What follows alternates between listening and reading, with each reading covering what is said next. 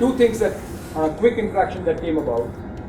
Number one is that he is a British Petroleum Global Faculty Resource. So he is very familiar with issues of leadership that happen on a global scale, number one, and number two, specific to the hydrocarbon industry. So he's no stranger to that. But more importantly, what came across is that Ian has been based out of Delhi for the last couple of years. 20. 20 years. 20 years. So he knows issues of leadership that affect people in the culture, in the Indian cultural setup, right? So when we speak about leadership, there are multiple elements to leadership, and leadership, how it plays out in the specific context of the environment it operates in, is very important. And the Indian context, given his cultural exposure to India and having been here in India for about 20 odd years, he knows exactly how the principles of leadership affect people and engage with people in the Indian context. So this is a short summary of what I want to put across to you. Over to you, Ian. Hey Subin, thank you very much. So it sounds like you're in a jovial mood, so let me start with a story then. And this story involves a very rich man, and this rich man had two passions in life.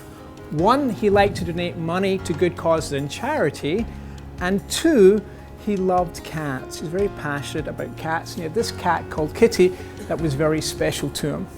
So one day this rich man was heading off on a trip to donate money to a good cause, but before heading off, he said to his butler, he was rich enough to have a butler, look after my cat Kitty. Kitty is very special to me. So the butler nodded and said, yes sir, don't worry, everything will be fine with me. So with that, the rich man went off on his trip. A few days into his trip, he received a telegram. It was the times of telegrams. So he opened it up and it read, Dear Sir, Kitty, your cat, is dead. Grave regrets, your butler. I think I'll put my mic on there. So on reading this, two things. One, he was very upset his beloved cat Kitty had died.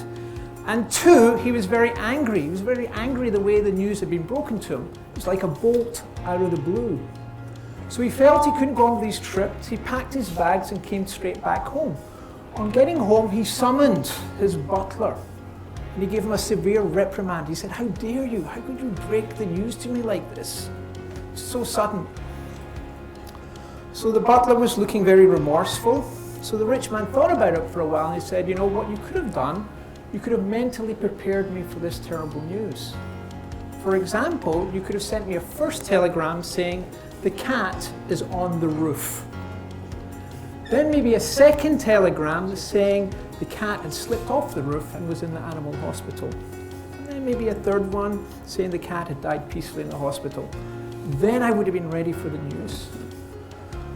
So the butler nodded and said, yes sir, I understand exactly what you're saying and what you mean. So the matter was closed. Being a cat lover, got another cat. Many months went by. Time for another trip. Off the rich man goes. A few days into this trip, guess what? He receives a telegram. He opens it up and it reads, Dear Sir, the weather is wonderful. Your new cat is very well. P.S. Your mother's on the roof. So this is everyday life, yeah? In your head, clarity, yeah? In the other person, something totally different, yeah? And we got to get a job done through all this kind of miscommunication, different viewpoints, different ways of communicating, getting jobs done. And so they say in organizations, naturally, only three things happen, okay? The first is friction, yeah, different viewpoints. The second is confusion, yeah, and the third is underperformance. And only when you have leadership are you able to overcome all these different things? So what we really want to do today is take a look at leadership and yourselves, because we're all at different layers and parts of our careers. Some have many, many years of leadership experience. So if you go into any kind of library or bookshop and you go to the leadership section, you'll see stacks and stacks and stacks of books on leadership. And so you kind of get a feel that, there's so many different perspectives on it. So what you're really interested in is your own careers is, what does leadership mean to me? And you can take lots of different things from different points, but it's how you take it on board, what actions you take that become really important. So you will gain insights from talking to bosses, talking to colleagues, talking to juniors, peers, different organizations, and your job is really to be a little vacuum cleaner, sucking in all the good bits and then seeing what you can do with them in your own life. Because there's so much out there, people talking leadership, leadership, leadership, but it's about you that we're really interested in. Right, so I've got a question for you. What do you think? Are leaders born or made? That's the question. Congratulations, you got a leader. Yeah, it's not a trick question, but everyone's born, of course. But are leaders born or made? Have you got it in your DNA? Is it how smart your parents were? Or is it something you could have a really bad kind of level of parents and you pick it up along the way? So it's going to be a show of hands. You have to vote once. You cannot not vote. But you have to say born or made. Yeah? Who thinks leaders are born with inherent really good stuff? Raise your hand. You got to vote one, okay? Okay, who thinks leaders are made? Okay. You voted twice! Some are born, some are made, some are born to be made. Okay, so there's a little bit of overlap there, but the good news is you all voted on the right thing there. Leadership is about behavior, and behavior is what you say and what you do. And guess what? Every day is a brand new day when you can change that. Now, and this fits Zubin's case of both hands up, yeah, some people have a natural ability, yeah? So you could have athletes, okay, who are just gifted and can run and do all their kind of stuff. And then you could have people who train and build up and they can't match that inherent ability. But what we're interested in is whatever you've got, whatever you've been blessed with, at birth, you can work to enhance it, whatever level that is. And that is the good news, because everyone has a chance. And if you screw it up on one day, you got the next day to kind of think about it and do it differently and move up on it. And so that is very good news for everybody. So yeah, you might get good DNA, and that might help you, but if your behaviors and attitudes are not there, it's not going to help you in the long run. You could have a tough life, tough life, but you make a lot of it. So as Nehru said, life is like a game of cards. You can't choose the hand you're dealt, but you can choose how you play it. Yeah? So our first Prime Minister there. So, interesting, no one ever asks, are managers born or made? Do they? They only talk about leaders. Are they born or made? And they go kind of hand in hand, don't they? Anyone care to take a guess about what the difference is between management and leadership?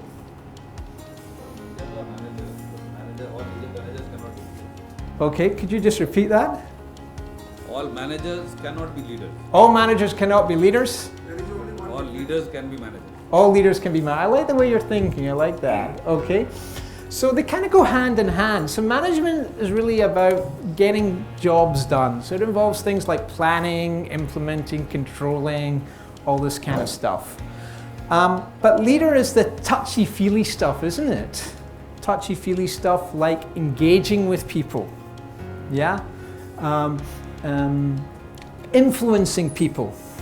Yeah? And inspiring people. These are all the kind of touchy-feely things that can be a little bit hard because they're not black and white.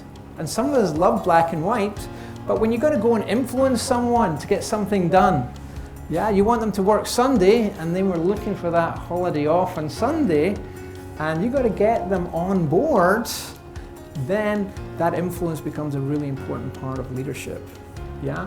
Because people were all kind of different. Reminds me of a story, actually, a little story of a guy in monsoons in his house, and the floods are coming, and the water is rising up. And so they send him a boat to rescue him. And this man is very pious, very religious. So they send a little rowing boat to go and rescue him from the thing. But he looks down from the rooftop and says to him, when they shout out, "Come, we'll save you, come in the boat," he says, "No, God will save me." So the guy, okay, fair enough, off they go. Floodwaters start to rise even higher, and again, getting more serious, heading up towards the roof. So again, someone helpful sends the powerboat with the motor to go and rescue him, and shouts up to the man and says, "Come, quickly, the waters are rising." He says, "No, I'll be fine, God will save me." Waters continue up. Near the roof now, so they send a helicopter. This time he doesn't shout down, he shouts up and says, "I'll be fine, God will save me." What happens? Floodwater goes up, bye-bye man, yeah, and he drowns. He goes to heaven, okay, and he meets God. And he says, "God, dear God, I was such a good person, a good disciple. I was very good. And why didn't you save me?" And what did God reply? He said, "First of all, I sent you a rowboat, then I sent you a motorboat, and finally I even sent you a helicopter. What more would you want?" And so the point is that we're looking always for someone else, to take on leadership roles, to take on, and that encouragement often is that we need to develop ourselves, and look at ourselves and how we can actually build that up rather than waiting for that leadership to come from others. And what we're going to cover today in our session is focused around you, the what and how of learning to be successful. So there's something known as learning agility. Has anyone heard of that term, learning agility, before? Learning agility. This is probably one of the most important things in managing your own career, because there's so much information out there. Do you get overwhelmed by information coming at you? Forget about just work. If you've got your WhatsApp and how many messages you get in a day, different things coming, you say, "Oh, that's quite interesting, I must remember that." 10 more messages come, it's gone. So much data coming at us all the time that no one can be on top of it at all the stages. So one of the things that we want to be able to do is get a sense of clarity. What does all this stuff mean for us? So learning agility means, how do I learn from this situation and apply it to a new situation? And so that constant, because of the speed of change in today's world, it becomes very important that we're able to adapt and learn. Otherwise, we will not be able to compete in the new reality of the world. Okay, so around that, what we're going to look at around yourself is you as a leader. So, well, look at that. Do you feel like a leader? I'll ask you that question in a bit. So what is it that a leader does? Second thing is, you want to be a leader. The motivation around leadership. Some people want that, other people, not really my thing. But you might be in that position. And then there's leadership skills. Often we'll clump that into competencies. You've heard that word competency that a lot of organizations use. It really means knowledge, skills, and attributes. An attribute is something you possess. So what are the things you need to have there as a leader in order to be successful? So Sadhguru is saying we need leaders at every level, not just at the seniors, but all through. And the talent is here. We have all the talent we need in the country, but probably something is stopping us. So here's the question. How many of you think of yourself as a leader? Raise your hand. How many of you think of yourself as a leader? Speak for yourself, okay? Because remember, this is a mindset thing. Yeah? Good. You've beat the global average. The global average on research is 15 to 20% of leaders think of themselves as leaders. Ah, interesting. Yeah? So what's stopping people? I guess we get like, by the time we come into companies, how many years of education have we got? Probably about 15 years of education, 16 years of education. Yeah? Plus postgrads, you're doing all that kind of stuff. So it's a ton. So people have had enough time to develop the abilities to think as a leader. The demographics, we've got a lot of people coming through globally. What was our population 20 years ago? What, 4.5, 5 billion? Now it's like hitting 6.5, 7 billion, I guess, somewhere up there. So we're getting enough people coming through the system. Education is getting better and better. But what's stopping the stats that we saw there? People taking on that leadership role. The people don't want to come out from their comfort zone. And second thing is, they don't want to take risk. Then the third thing is competency. They don't have a competency to become a leader. Okay. Our whole group agree on this thing only. Good, thank you very much. Just give me a little clap there for sharing that. I totally agree with your points. I mean, that's very perceptive of you. I think it's scary. Whenever you do something new, it's scary. And the fear of concept, particularly in what we call a high power distance, become more challenging. Yeah?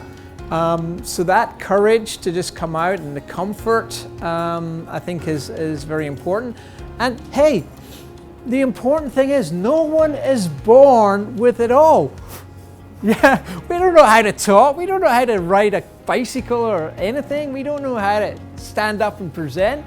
We learn, yeah? Remember the first time you rode a bicycle, what happened?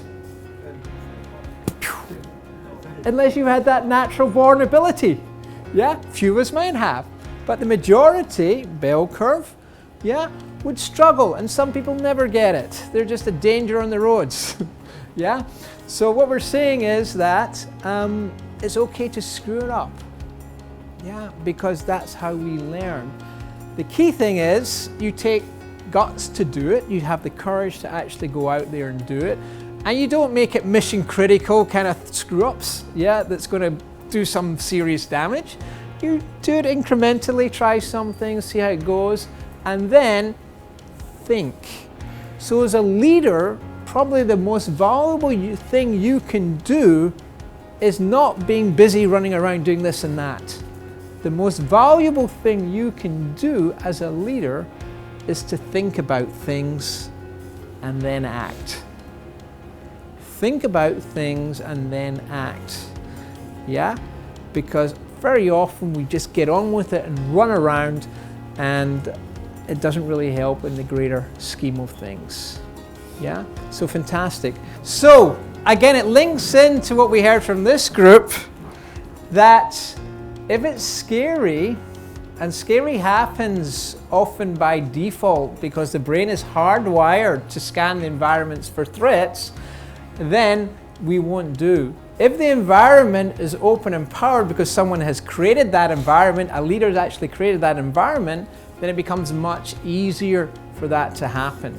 So some stuff you can do yourself, other stuff you have to be in an environment where it's empowered for you to actually be your best as a leader. So that is, I guess, why people go to different places to do that. I'm also going to challenge you, okay, in one aspect of that. Please. Yeah? Hopefully we're in a safe environment. One of the things is that we will have these organizational structures, and you will be designated as a leader, often managing huge. You said $500 million, yeah, so that's a lot. But the mindset, you can be a leader whatever you are doing. You could be a leader sitting at home, okay, doing your own stuff. Because it's also the way you think and how you go about doing things. So you don't actually need to have people around you. What you need most of all is that leadership mindset. And that's what we want to explore a little bit now as well. And we're going to explore a little bit more with leadership identity. And you know, people think, as we mentioned, that leaders have to have titles, CEO, CM, or whatever, PM, or in organizations, but this is research from Kuze and Posner, and these two gentlemen based in the US started off way back in '87 a little project to try and see what true leaders do, because people would talk about it, but no one really went in to explore it in depth. And they started off with a few month study, which 35 years later, even more, that's nearly 40 years later, they got the biggest study in leaders globally in all walks of life, whether it's in corporate, whether it's in government, whether it's in education, in the services. They looked at leaders, first of all in the US and then globally, to see what some of these trends are. And this is some of the latest research coming up in terms of myths on leadership. So the first one is what they call the talent myth, So you've got to go and get the brightest, the smartest, this person who has it all, but that person is hard to find. And if you find them, others find them and want them as well. It's like one of my friends back home in Scotland, he's like my age, he's like in his early 50s. And it's quite interesting, he's still unmarried, one of the reasons I think was because I remember him coming down with this list of Mrs. Perfect, So she had to have this, she had to have that, and he had like about 12 things that had to tick all the things, And I think if he ever found that lady, she'd probably put a cross next to him, So he's still unmarried because he's looking for that Mrs. Right, and I think that's one of the things related to talent. We're trying to get this perfect person who has it all, and guess what? No one has that. It's very rare that people have it all. So we've got to work with what we've got. And most leaders, interesting from this research, are everyday regular people. They are not these people like our prime ministers, or all the top business leaders that you can think of in India. They're just regular folk like you and me going about their everyday work. And most leadership is not sitting on top preaching to the group and saying we must do this, this is that. It's everyday little conversations day after day that make the most impact. So that's one. The myth that you have to get really top people doing everything. Most people have a package deal. Some things they're good at, some things they're not so good at, some things they're okay at, and it's a package deal, and we work with what we've got. So that's one of the myths, Second is position myth, that it's about titles. Titles are good. You work your way up, designate, but the idea that someone at top knows everything, they've had a lot of experience, they've probably done really well to get where they are. But nowadays, you don't need a title. As I mentioned, you can see leadership out there, with kids in the playground. I was in one of the sites, I'm forgetting which one in Gujarat, and we were running a little program, a Discover Reliance program, and they had a school in the site, and we're right next to it. So we actually stopped because it sounded really interesting. They were practicing for Independence Day with an independence song, and I was watching. The teachers were taking charge, but one little kid was there, and it was amazing because this little kid was quite a good singer. But what he did brilliantly was getting all his other smaller friends, like 4 or 5 of them, all organized. He was saying, get ready, your turn, go. And it was brilliant. I thought, wow, what a fantastic kind of example of leadership. And he must have been like 6 or something like that. But he was demonstrating all the things. He was engaging with the people. They were having a laugh. It wasn't stressful. okay? He was influencing what to do and they were following him, yeah? And he was inspiring them and they put on a really good practice song. And so you don't need to be kind of sitting there at 60 with CEO on your title, having worked your way up the whole way. You can do it right in your first job, yeah? At 20 odd, 22, you can do it at 16 at school, yeah? Whatever. It's not about titles and positions. The third is that you've got to be full of strength. I'm sorry, I shouldn't really say this, but I'm thinking of Donald Trump here. You know, that I've got to be this king and only I know the best. I've got to show that I'm the strongest in the room and I know everything and I'm the best and etc. No one can know everything. And so one of the things, what do you think is the key leadership skill? Number one leadership skill.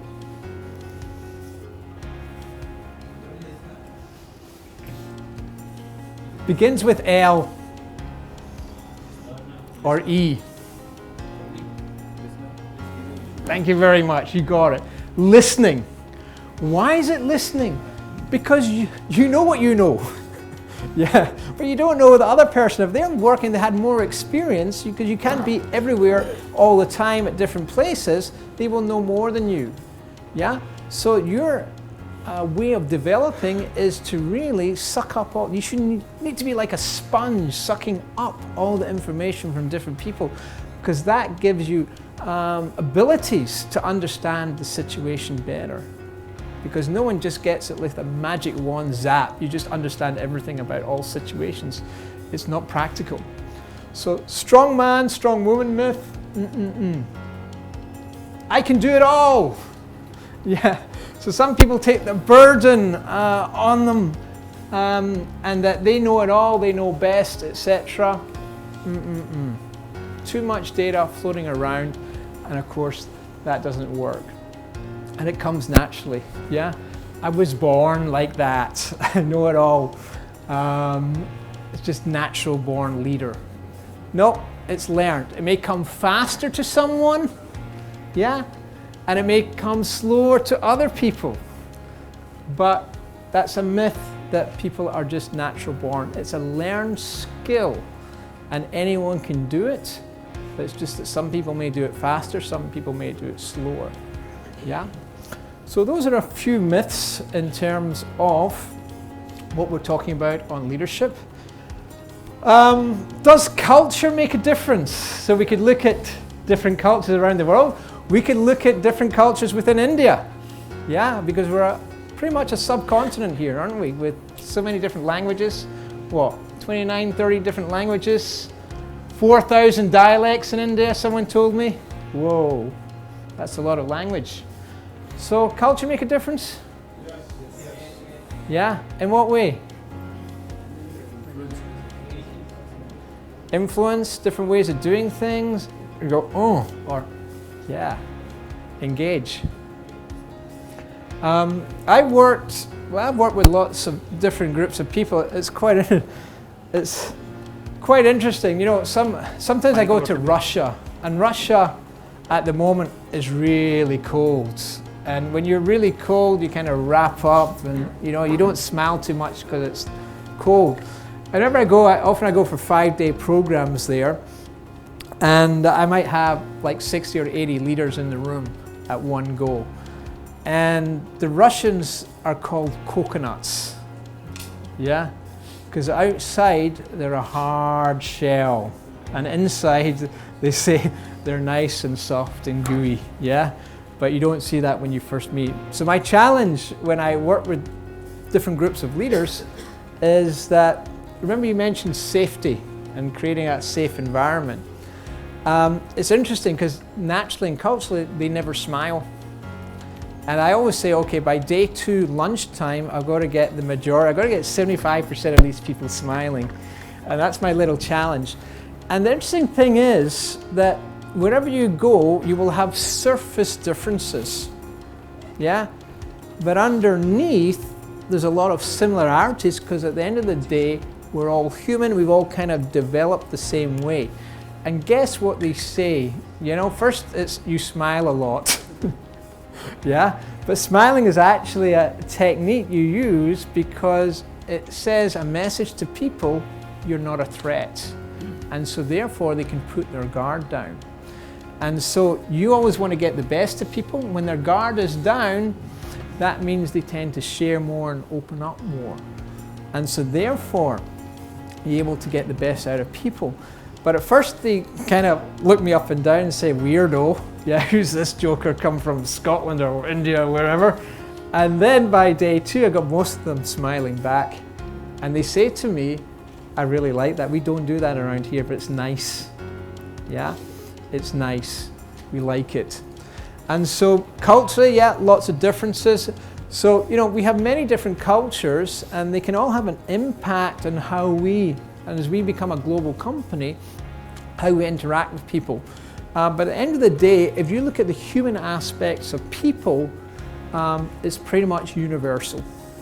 What works here in India will work in the US, work in Africa, work in different places, if you look at that way of interacting with people. So culture can make a difference in terms of how we do things. The other thing, just take a look at, is our motivation.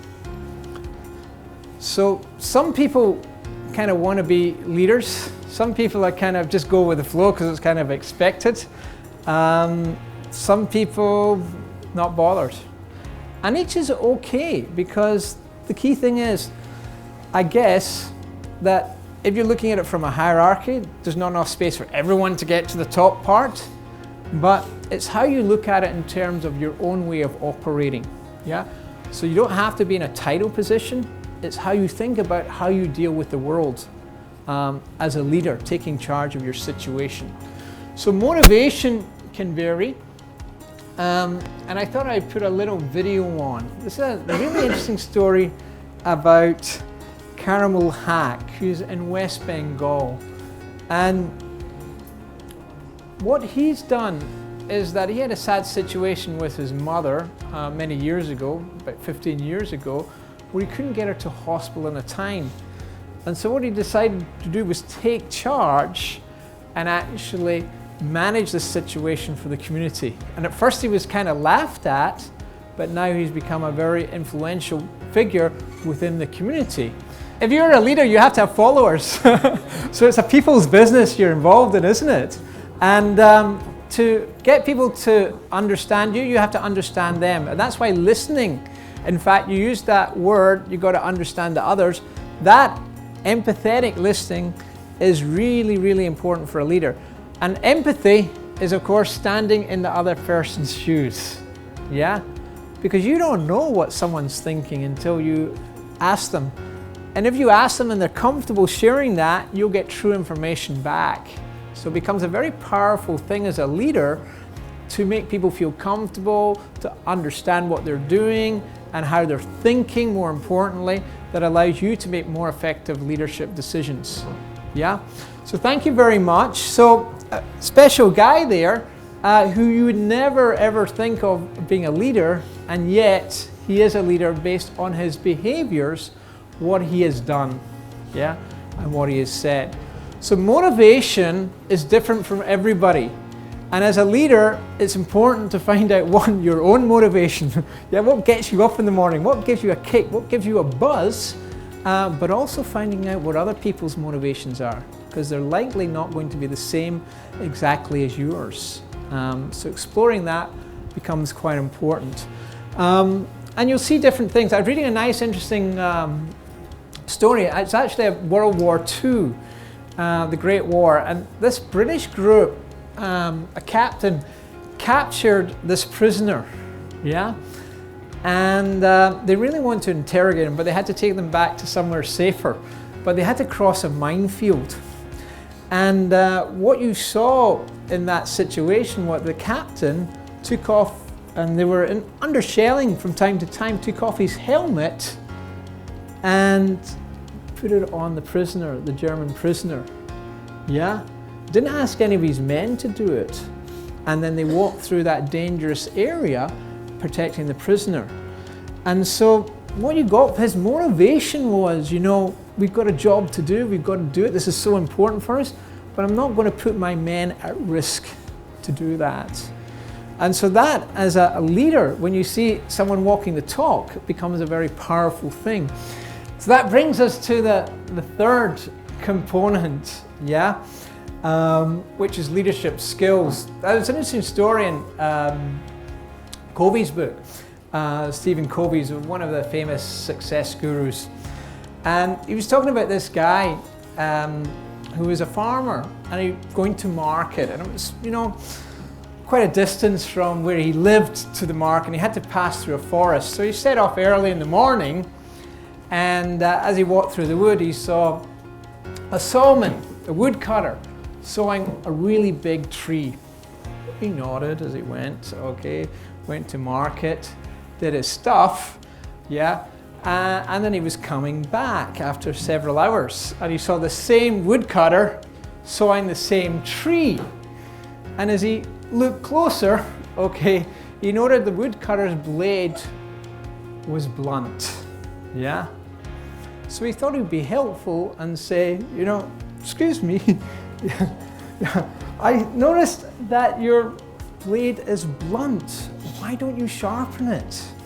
And at that, the woodcutter grew slightly angry, and he said, look, you saw me early in the morning sawing away and putting in a lot of effort, yeah? And now you're coming back many hours, I'm still hard at it. Tell me, where is the time to sharpen my saw?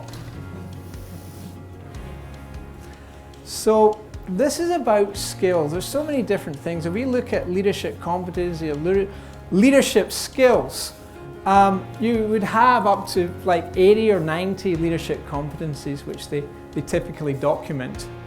And there's many different areas. We can't be good at everything, but one of the key areas in your own personal journey where you want to go, which you need to be good at.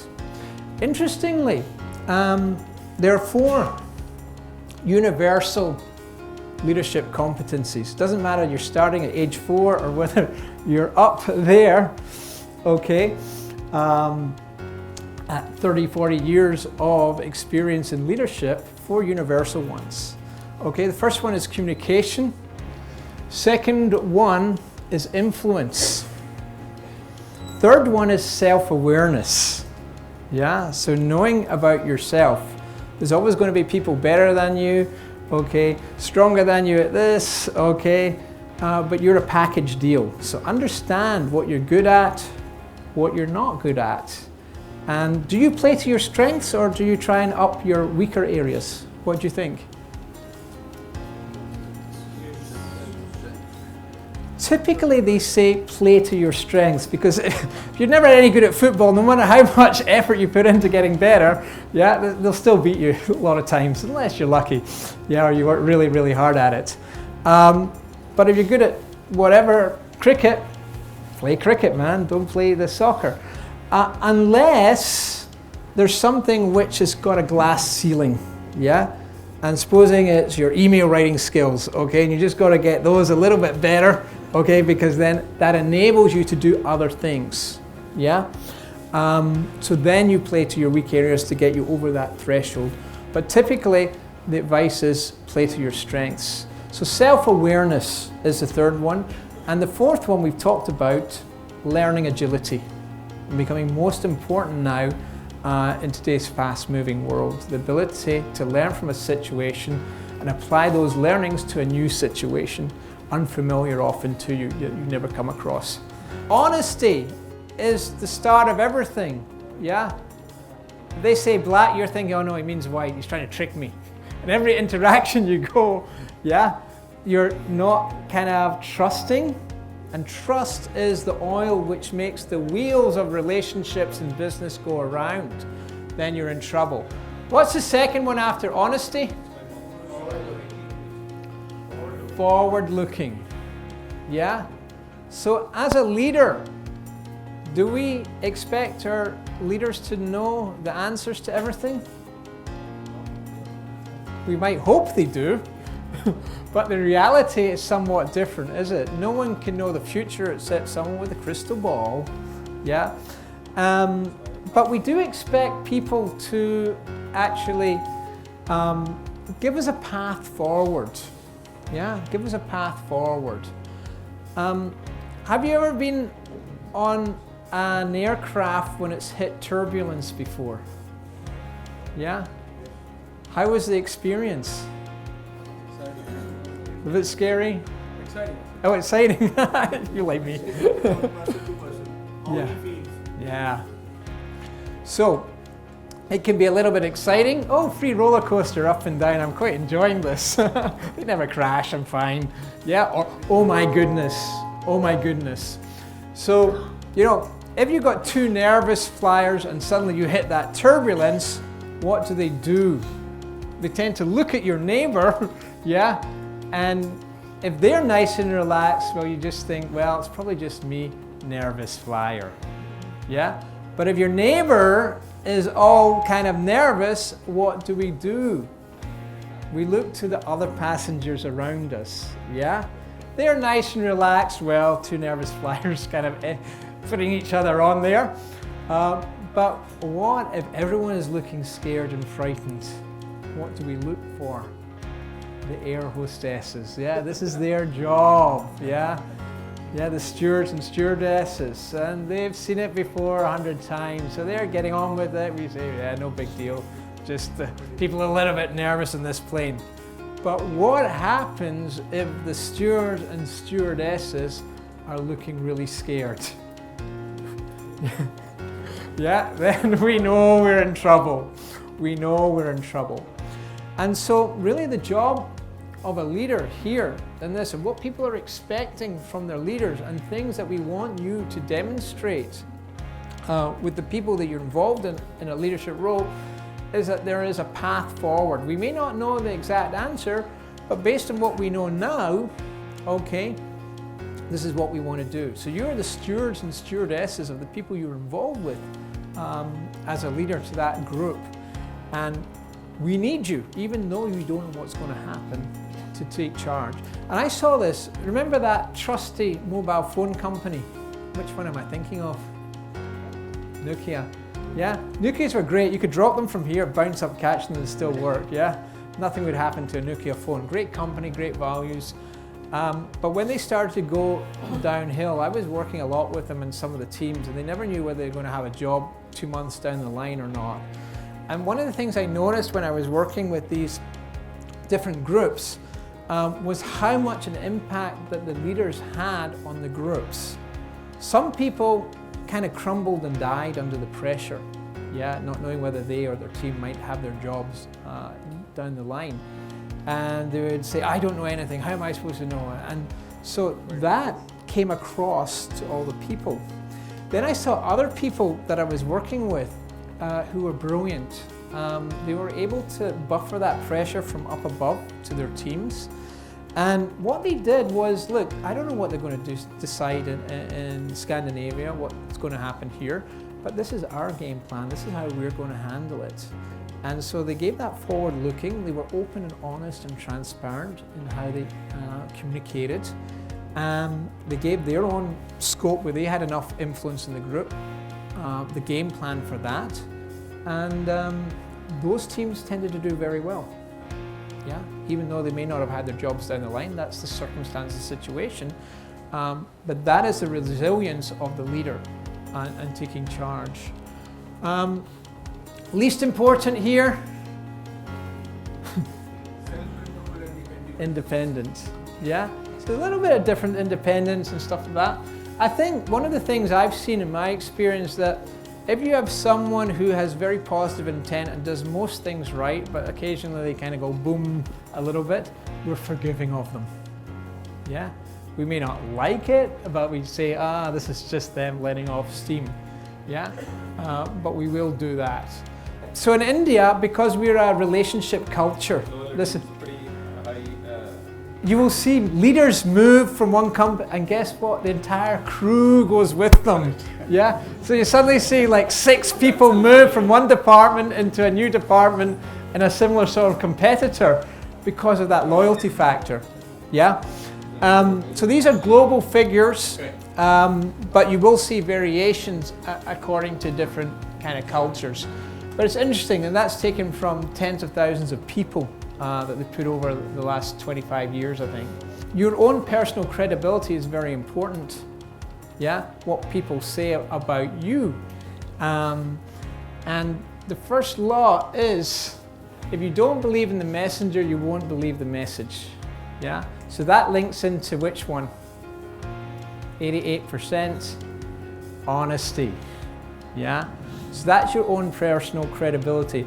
If you screwed someone over in the past, okay, then they remember that, okay, and again your credibility goes down. If you haven't been able to complete a task which you promised you would do, personal credibility comes down.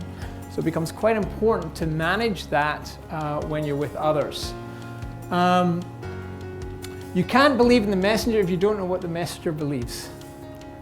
So this is where we're coming down to really understand yourself as a leader. You have to know the motivations and the drives, your value system, which drives you personally. And a value is really anything which is important to you. Yeah? Where do your values come from? Environment. Where else? Culture. Friends, parents. Who's number one in a child's life up to the age of 5? Mom, yeah. Much older as well. So many different things, and typically your values are in place by the age of 11 or 12. Yeah, they can move up and down. So when you're young, free and single, okay, having fun, you know, learning new things can all become your importance, so they become top. But then over time, you get married, you have a family, security might come up and be more important. You have a health scare, health moves up. So these personal values move up and down over the course of your life.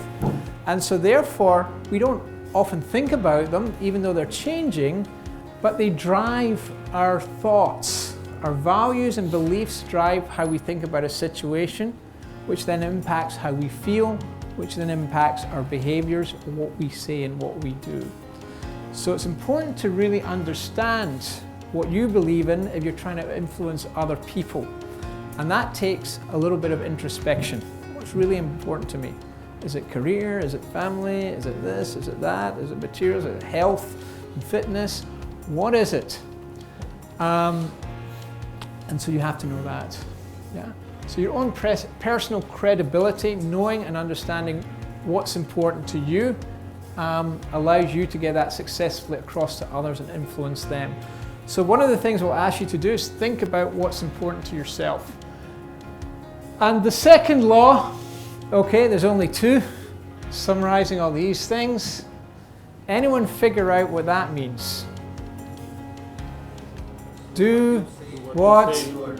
Yes, thank you very much. Okay.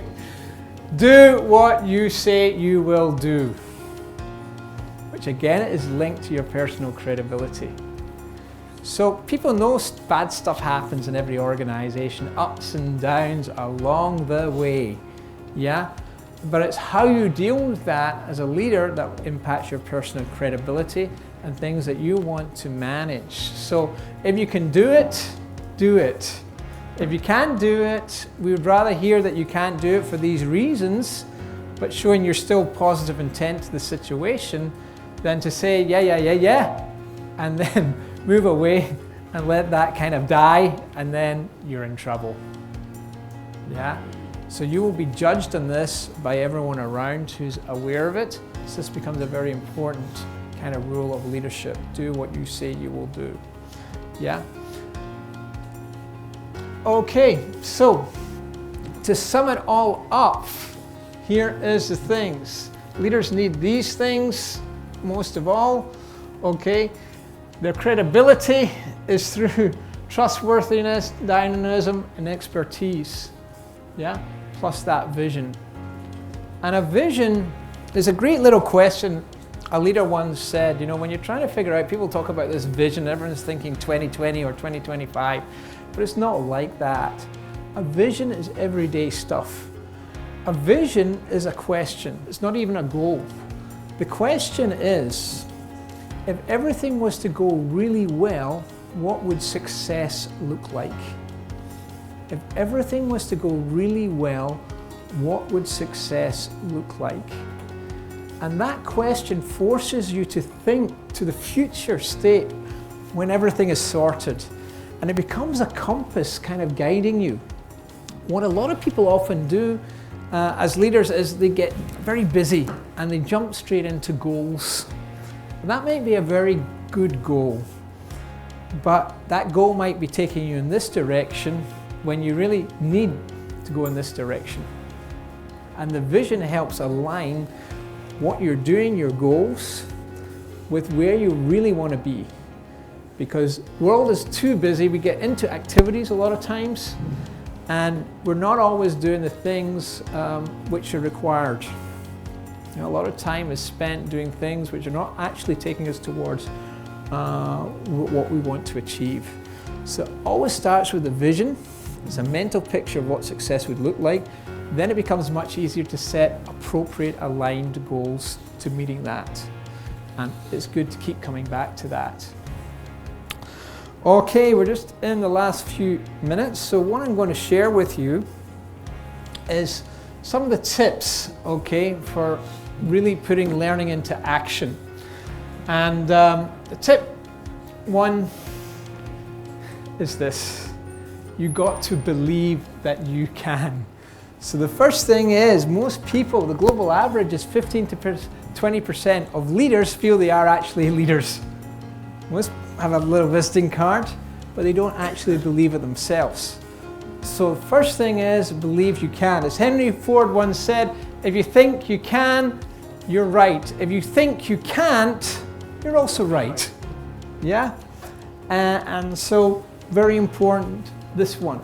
Yeah, so this is probably the most important one. And it's believing in yourself. Yeah? There was once this, what was it? It was a tightrope walker, Niagara Falls, like 100 years ago, and they put this wire across, and you know, it was touch and go whether this guy was going to make it.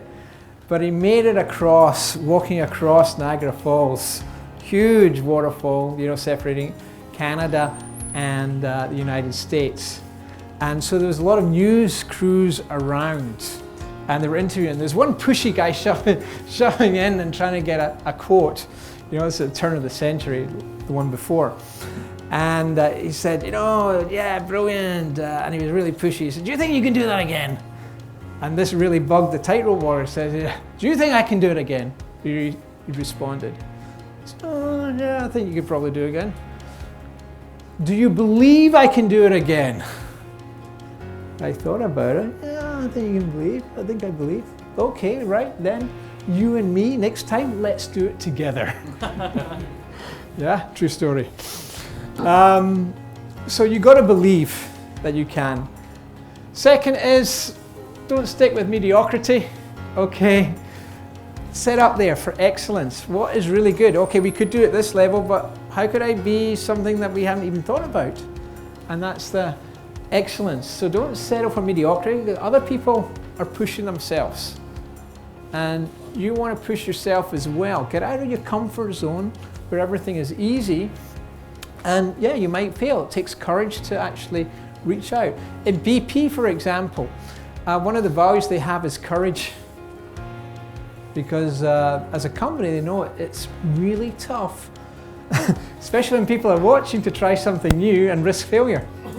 That's tough, but that's something that we feel is valuable for the benefit of the company and the people in that company. So courage is one of the values that we have. So aspire for that excellence, not just for standard issue, but to kind of stretch yourself and get out of your comfort zone. And that relates to this one, challenge yourself. Yeah, what are the things I'm not good at? What do I want to work at? Yeah, what are the things which are dangerous that I need to do? So it links into that aspire to excellence, and really trying new things, risking that failure, and trying lots of interesting new ways of going about it. Engage support. No one does it alone. Everyone has a mentor, a coach, a supportive spouse, daughter, brother, sister, etc. Find and look for people that can help you. Yeah, you can't do it alone. And practice. Just like the bicycle, you do it enough, you'll get better at it. Yeah? The first time you do anything, it's scary, you screw it up. Think about it, do it again, keep practicing, don't give up. Don't give up. Yeah? And I think that's very, very important. I'm just going to jump a couple things. And just as the last slide, you're worth it. Believe in yourself. Yeah?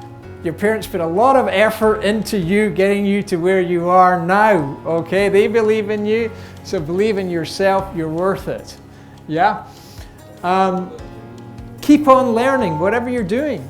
Okay? Oh man, that's weird. Well, I wonder what that means. Be curious. Yeah? And that's the learning agility that people who stop learning will hit a ceiling. Yeah, they'll stop moving up because they're not able to apply new learnings or learnings into new situations. That's the learning agility we're talking about. You know what an insight is? 3 things. Authentic data. Yeah, it's not obvious. That means you have to think deeply about it, immerse yourself in it. And there should be an aha moment. Ah, that's why they did that, or that's why that's happening. That's an insight. So keep track of what happens. Why did that person shout at me? Well, actually, they shouted at me because I didn't engage them properly. I just came in and started telling what I thought. Yeah? So maybe that's not a good idea. Maybe I should try it differently next time. Let me try. Yeah? And that comes back to the practice, practice, practice. Yeah? And stretch yourself. Remember we said challenge yourself? Get out of your comfort zone. It's okay to fail. So get that into your head. It's okay to fail, but don't do anything really big failures, okay? Little failures that you can learn from without doing serious damage. So stretch yourself, try new things, okay? We want you to do that, and that builds you up. Yeah? So these are some of the things when you're looking at leadership, how to get involved, how to learn from that within the organization. That are pretty much tried and proven for effective leaders globally. So to answer that, I would say it depends how you define your leaders. Yeah. Is it by name only or is it by action? And I would ask you to think about by action rather than by name. Yeah.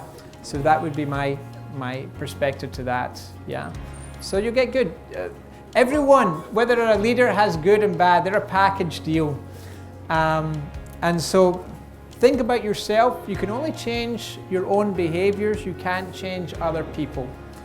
And that's where, you know, if you really want to work in your leadership, think about what you can do yourself rather than what other people should be doing. Okay, so that's pretty much it. I know you've got places to go, people to be with. These are my contact details if you'd like. I'm very happy to share the slides. In fact, I'll maybe get one point of contact that can do that. You can do it. And if you'd like a copy of the slides, I'm happy to share those with you. Okay, thank you very much. It's been a pleasure being with you.